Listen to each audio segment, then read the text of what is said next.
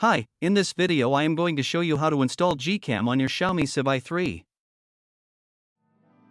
Step 1. Visit our website by clicking on the first link in the description. Step 2. On our website, go to the download section and download GCam APK file. Step 3.